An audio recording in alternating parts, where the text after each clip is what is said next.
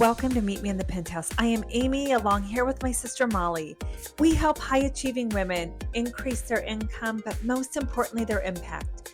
We are neighbors, sisters, and business partners. We have built 8-figure businesses together, traveled the world together, raised our children together, mentored thousands of men and women together, and it's all because we have a penthouse mindset.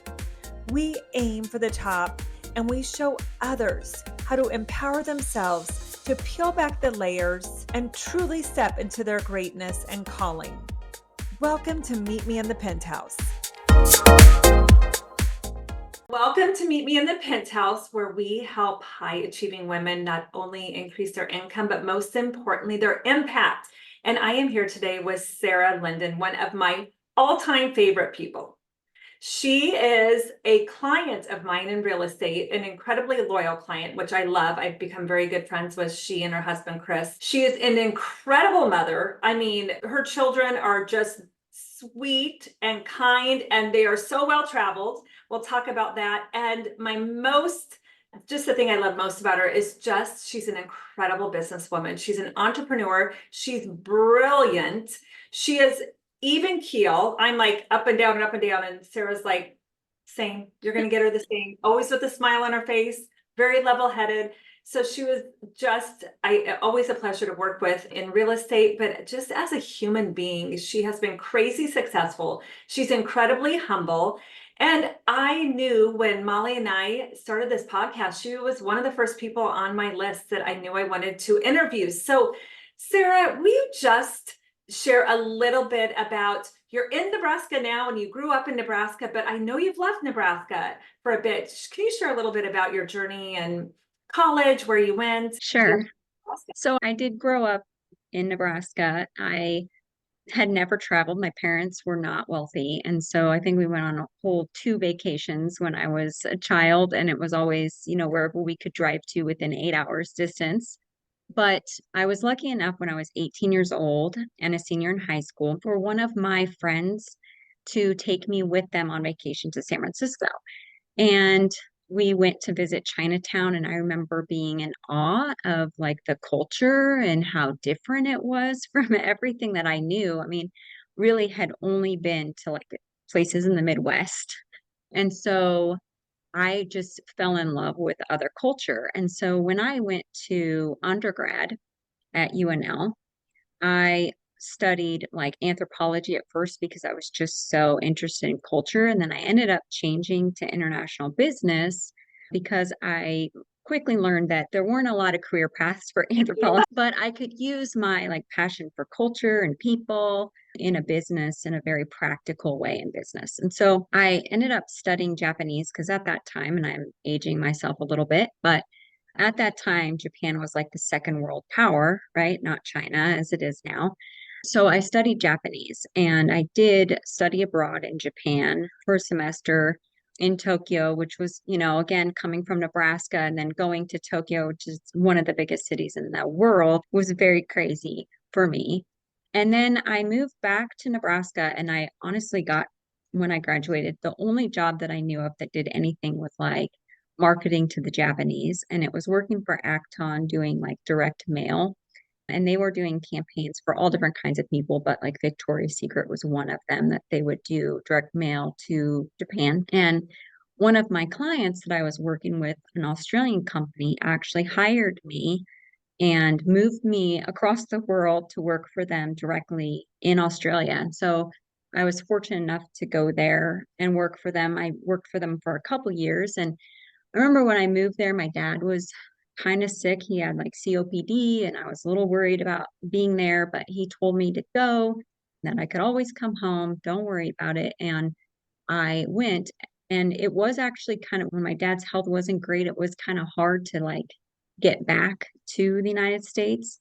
And so, I mean, most of my jobs that I've ever had have been through like people recommending me for positions. And that's how I got the job in Australia. Like I had worked with these folks, and then I had not worked with these folks in San Diego, but my old boss in Nebraska was working with them, and they were trying to find someone who did what I did, like international marketing. particularly to the Japanese, but I ended up running about 9 countries when I lived in Australia, not Oh my just goodness. Japan. And so they were looking for someone. So he recommended me. And at first, when they offered me the job, I wasn't ready to leave Australia. Like, Australia is amazing. I don't know why anyone would ever want to leave there. It's like, it's perfect in every way. But I knew that like eventually I needed to find my way back to the United States. And so about 6 months later, they offered me another job, which was an even better job. And so I just took it and moved to San Diego. And that's where I met my husband. And I was working there for a couple years. And then he was like, well, I want to go to law school. And I was like, well, if you're going to go to law school, I'm going to go to business school. And so we literally just picked 4 cities that we were willing to live in. It was like New York, Chicago, San Francisco, LA. And we applied to all of the schools, like all the business, the MBA programs, and all of the law schools in those 4 cities. And we were like, wherever we match is where we're going. And that just happened to be New York City. And so, You both got into New York City. yeah, we both got into schools in New York City. Chris went to St. John's Law School in Queens, and I went to NYU Stern School of Business for my MBA. So we were very poor. I mean, living in one of the most expensive cities in the United States with no jobs and living on student loans. So we were very poor and ate cup o' noodle and peanut butter and jelly Yeah, sandwiches every day, yeah. pretty much. So, but yeah, so I graduated first because MBAs are 2-year degrees and law is 3. So then I got a job working for, it was so glamorous. I was basically marketing tampons, and then I was marketing like baby bottles and pacifiers and breast pumps. So very, and then diaper genies, just very, very glamorous. But he ended up, having an internship and getting a job in big law in New York City too. So we ended up staying there for 6 years, like, because that's where we started our careers. Like, there's just so many fabulous law firms at Fortune 500, CPG companies in that area. And when we really weren't like looking to move at all, we loved New York City. I ended up working at Nestle, and I was commuting to Stamford, Connecticut, and Chris was working in the city, and we had Gavin, our first child. And we were living in a third floor walk up with, it was a 1 bedroom, and we could afford at that point, yeah, we could afford to move and have like a nicer place, but we were getting a really good deal on this 1 bedroom walk up. So we just stayed there. But then it became time where like, I'm trying to get a stroller up 3 flights of stairs with a newborn. And I was like, we either need to get out of the city, or we need to move, or we need to something. And so Chris just like Googled states that accept the New York bar. And Nebraska was like the first one that popped up, like on a Google search.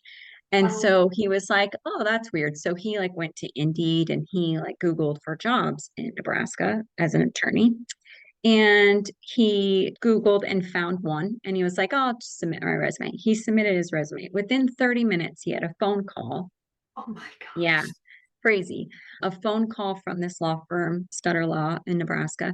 And they were like, our partner is actually in New York City right now. Can you meet with him tomorrow morning at 8:30 a.m.?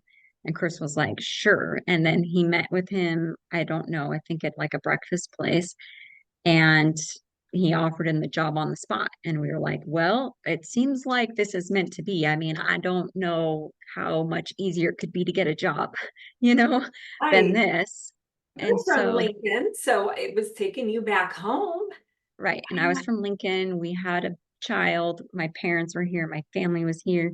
My brother and my sister-in-law was pregnant as well. So, like, she was going to be having a baby any day now. And so it made sense to move back. So we actually moved back. And that's, I guess, when I started my business.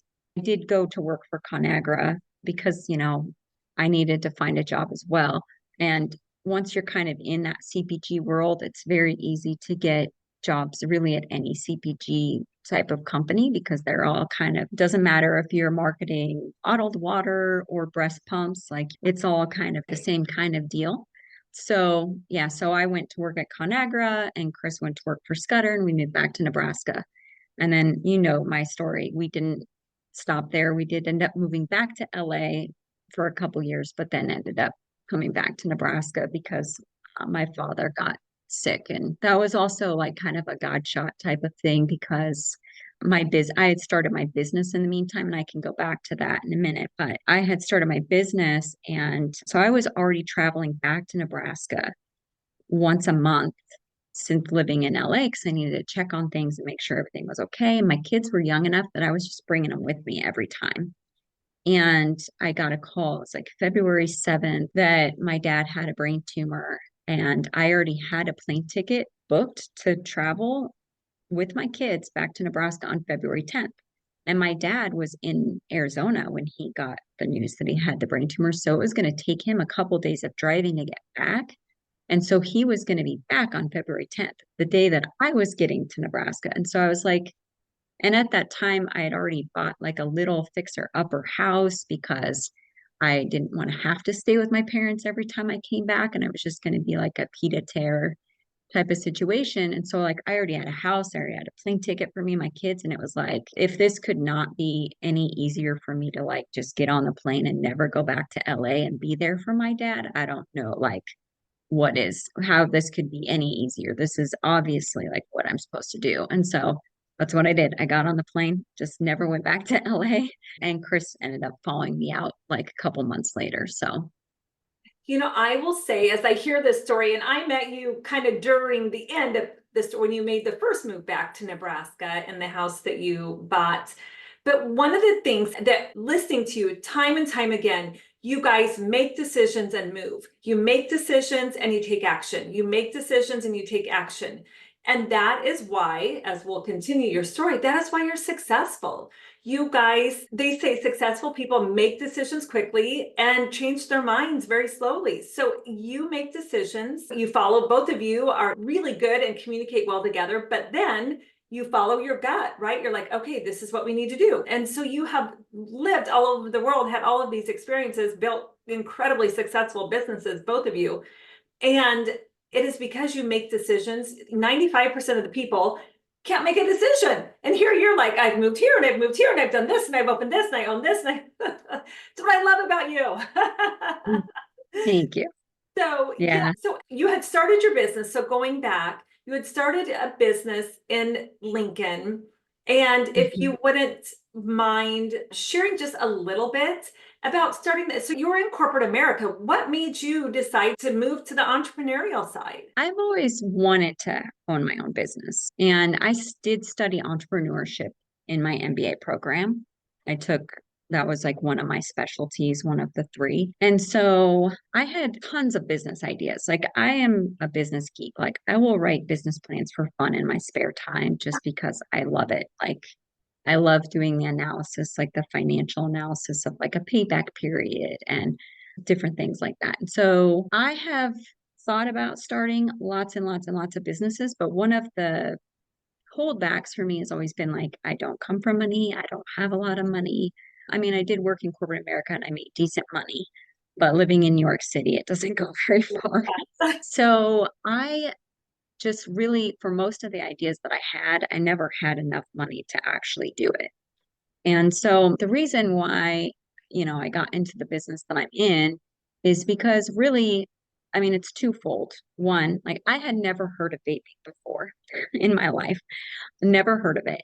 And Chris's friends in California started a vape shop, and they were kind of touting how they could open this vape shop with $30,000 and how it was doing like $30,000 a month in revenue, which, doesn't seem like a lot to me anymore.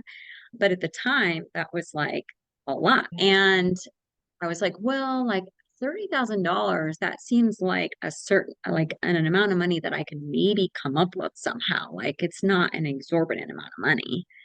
And my grandmother died from lung cancer when I was 15. And so I loved the idea of helping people stop smoking and living healthier. And so I was like trying to figure out all these different ways that I could get the money.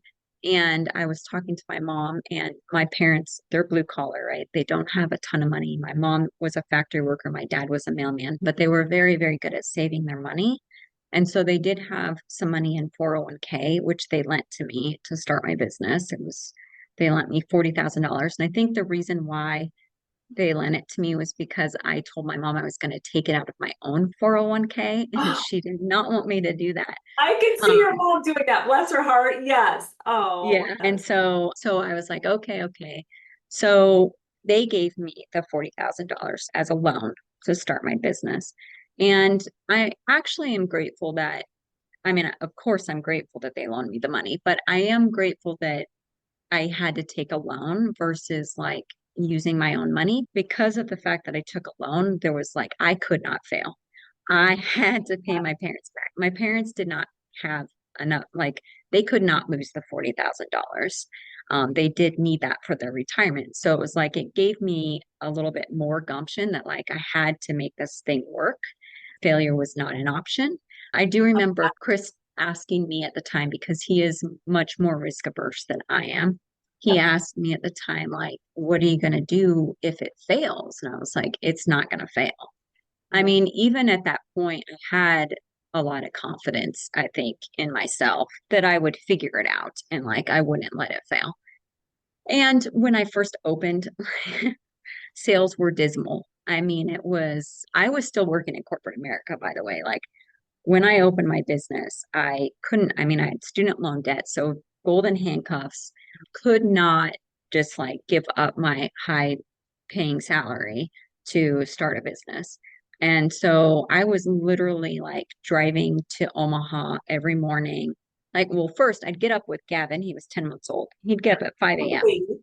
And I would like be with Gavin until 7 a.m. Then I would drop him off at daycare, drive to Omaha, work from like 8:30 to 4:30 because of rush hour traffic. I'd have to leave at 4:30 or I wouldn't make it in time to pick up Gavin from daycare at 6.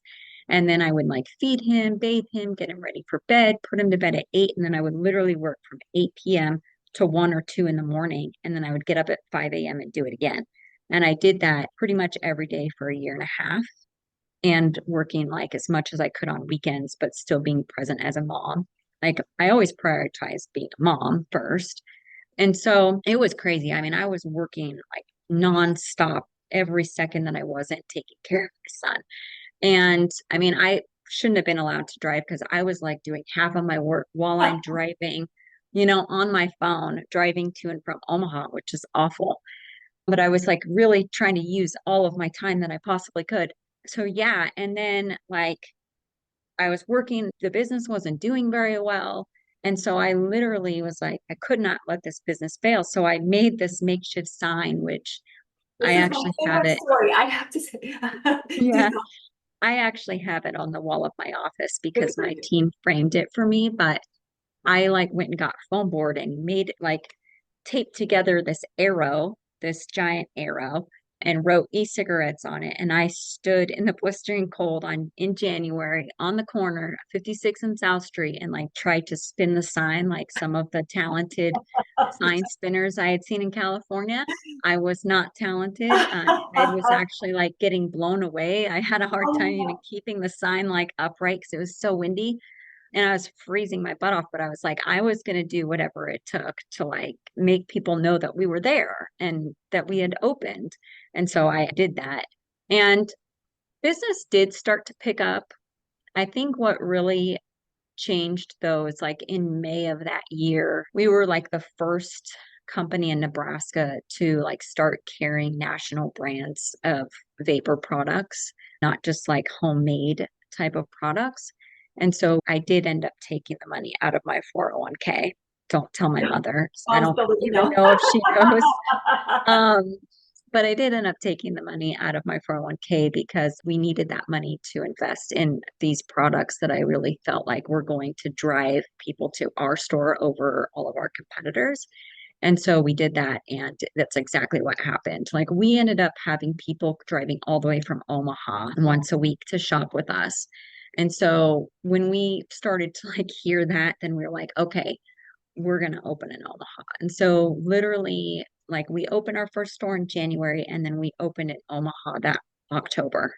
And that was like working full time, like while doing this was difficult, but like really necessary because I wouldn't have been able to afford to reinvest that money Sure. into the business to like get to a place where like I could actually afford to quit working on my day job, I think that one of the things that people don't really realize is that owning a business, starting a business, it takes a lot of sacrifice.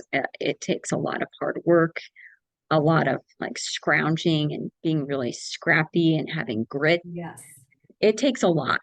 And it looks like really glamorous, but like there's a lot of like sleepless nights and being broke and I mean, being in debt and not being able to pay your bills and just a lot of stuff that goes along with it that isn't fun. So, Looking back, is there a lesson that you learned during that time as you look back in those, like the first year and a half when you're working full-time corporate, when you have a baby that you're taking care of and you're such a great mother, your wife or your husband has a thriving real estate or law firm, good grief, law firm.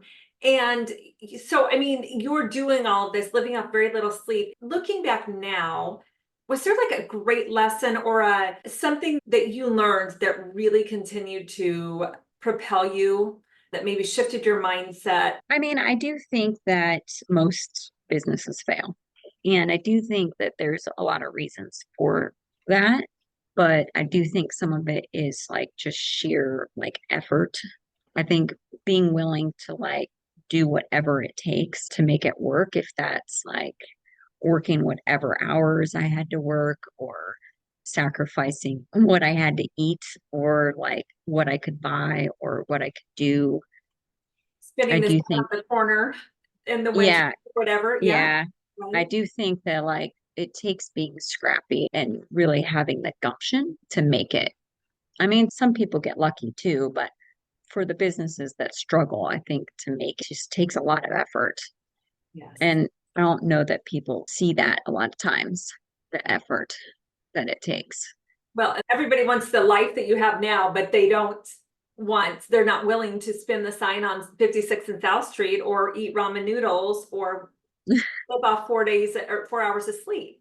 Right. We seem like the Yeah. overnight success. People don't see all the extra. Yeah. And to be honest, during that time, if I'm being honest, I felt sorry for myself.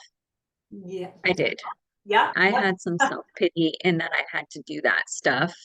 But now there's a huge sense of pride in doing that, that like I'm willing to go to any lengths and do whatever it takes. And even if it's hard and I'll persevere amongst whatever obstacles. So there is a lot of like probably some self-worth that I gained from doing that, Ah, even though it was really that's hard, gold. Yes, you know? that is gold. Yes. Yeah. There is something about looking back and being so proud of yourself. Like you are strong, you're mentally strong. I mean, physically to get out there and do some of the things you did.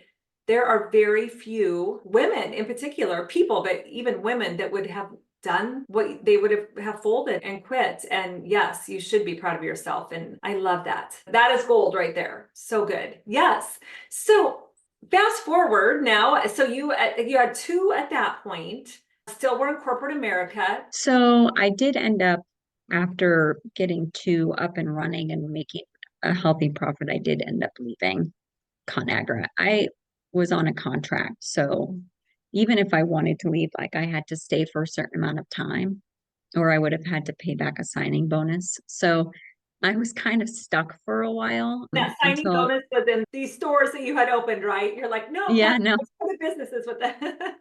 no, that was in our home, but No. in our first home. But yeah, so I did stick around and I was doing both for like a year and a half. And then I did open two more stores and I did leave ConAgra. And then Chris was working like 100 hours a week. It felt like it probably wasn't, it was probably more like 80, but it felt like 100. And he was getting paid like a third of what he was getting paid in New York. And so it was like, geez, if you're gonna, and at that time I wasn't making that much money. I was making like maybe 50 grand a year on my business, after earning like, I think I was making 125 at ConAgra. So plus bonus. So like, well, if you're gonna work that hard, you may as well be working for Big Law. You may as well be making like three times the amount of money. And so he got offered a job from someone in California that he was doing a deal with, and we ended up moving to LA. And then during that time, I also had my daughter like just a couple months before we moved to Los Angeles. And so, and I didn't, the first child I did take time off, like the 3 or 4 months of maternity leave. For Ryan, I literally, like the day I got back from the hospital, I was back at my computer.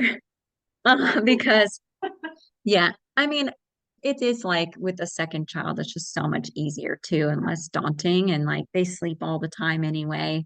And so I was back at my, you know, computer working right away. And I was able to keep my daughter home with me until she was about 10 months old because I could kind of balance. I was in that like sweet spot where my business wasn't like super big yet and I wasn't working 2 jobs anymore. And so I could kind of get all that special cuddle time with her that I probably wouldn't have gotten otherwise. But I didn't really grow my business in that, couple years that I was in LA because it just was harder to like open locations and really drive the business from like a long distance. So then I already told you the story about moving back to Nebraska, but that's kind of when I really like put my foot to the pedal and like started to grow again. And really in the last couple of years, have really been focused on growth. I did get kind of lucky back in, was it, I think 2020 or 2019? I think it was 2020. The FDA made some changes to what was allowed in terms of like in the vape industry, like what types of products. And I think that I literally was one of the only people in the industry in the entire country that was paying attention. Like I read all of the regulations, like hundreds of pages and all of the footnotes. And in one of the footnotes, it said like, this excludes, XYZ product. And I was like, that's what we're going to start buying. And I literally like dropped, I don't know, $400,000 that I didn't have on all of these products that I knew that the market was going to shift to because they banned some other things that were very similar. And so that my business literally that year grew 400%, all organic growth. Well, sorry, it grew 100% in top line, 400% in bottom line. And that is like really what catapulted my business was like I read a footnote. Wow. So yeah, it was pretty crazy. And then like, some stuff has happened regulatory wise. It's a very risky business to be in. I've definitely, something a lot of entrepreneurs struggle with is like the uncertainty and being kept up at night, worrying about their business. And thankfully, like I really don't, but I think that that was something I had to learn was like how to be okay. And I'm in a very risky industry to begin with. Owning a business is very risky, anyways. And so I just had to learn to like, I just know that like everything's going to be okay.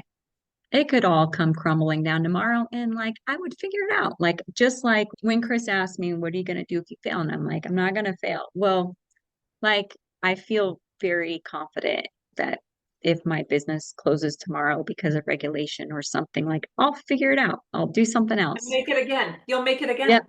I'll just Yep. make it in a different industry, you know? Abs- So yes, I am very fortunate that I don't have a lot of that fear with because yeah, I mean, Okay, so if I may, because I feel the same way, failure is just not an option. And I don't, mhm.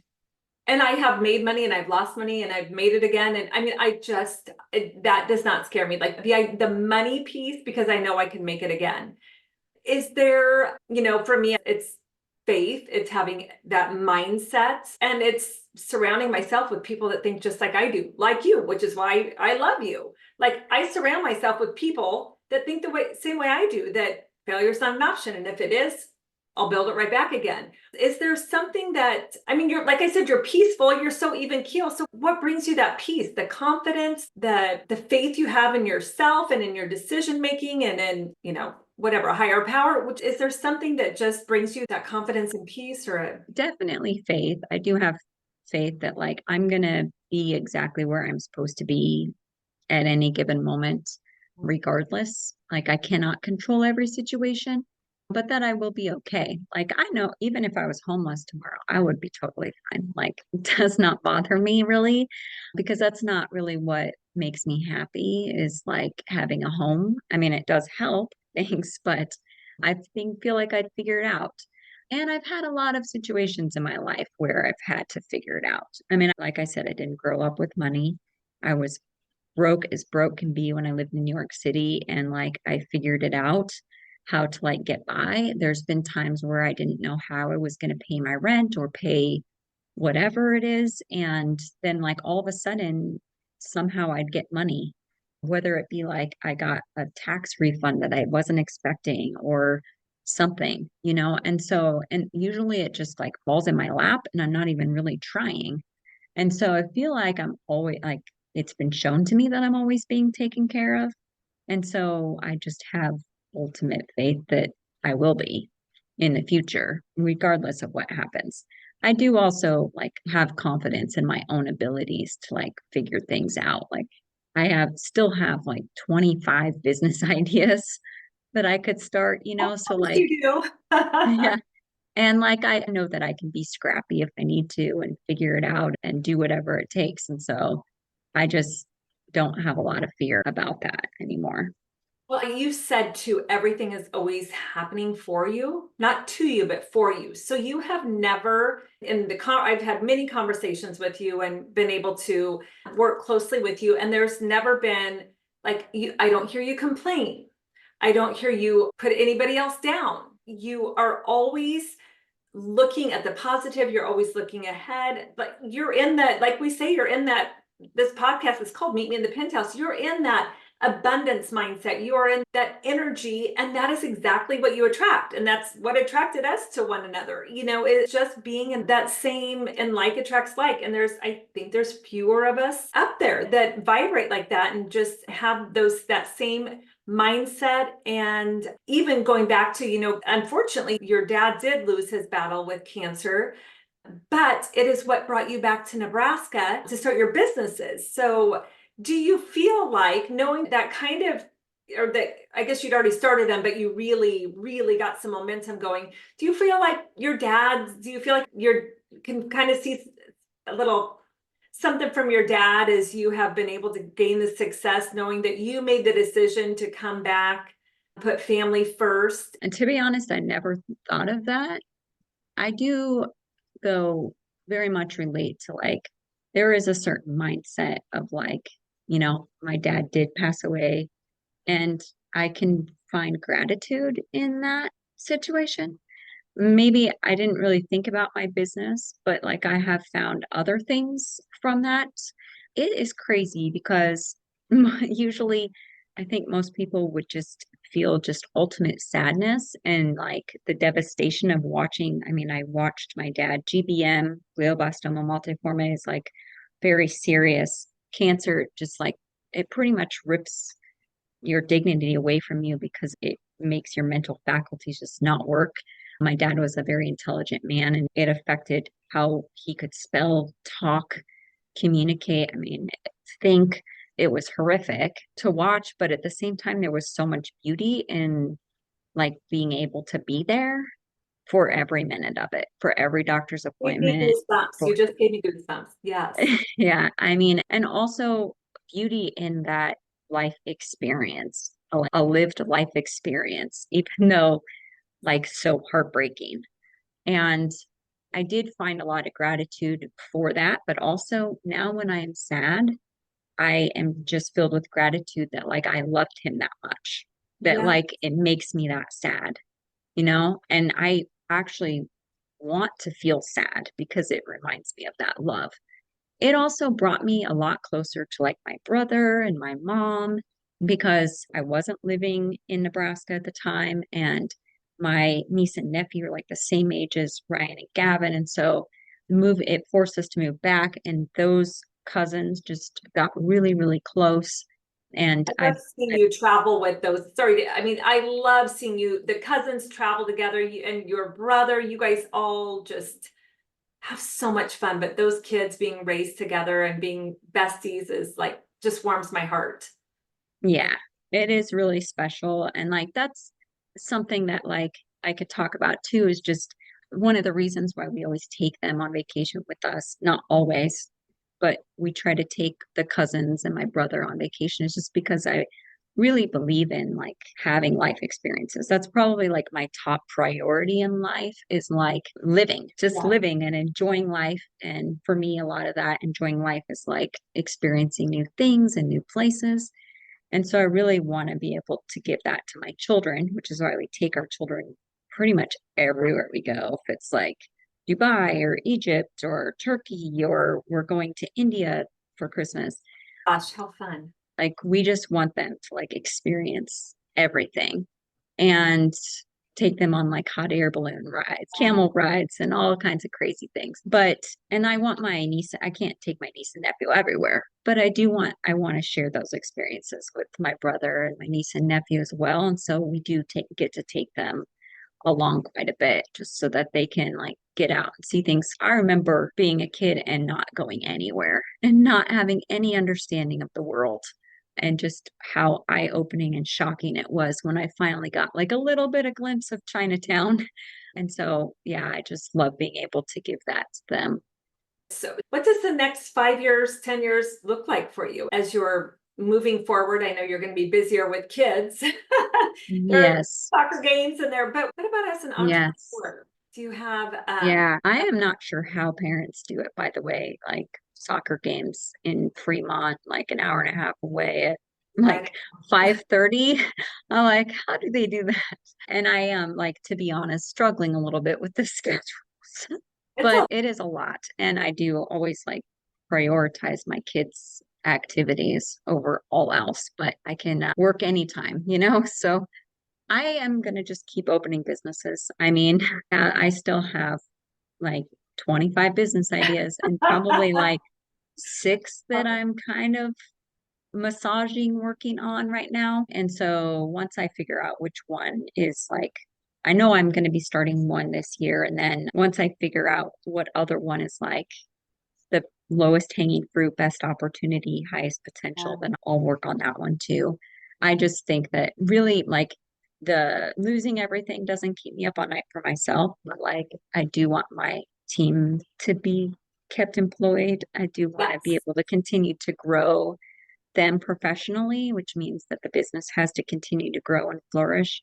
And so I'm constantly thinking about what I can do to like make sure that we remain sustainable for them.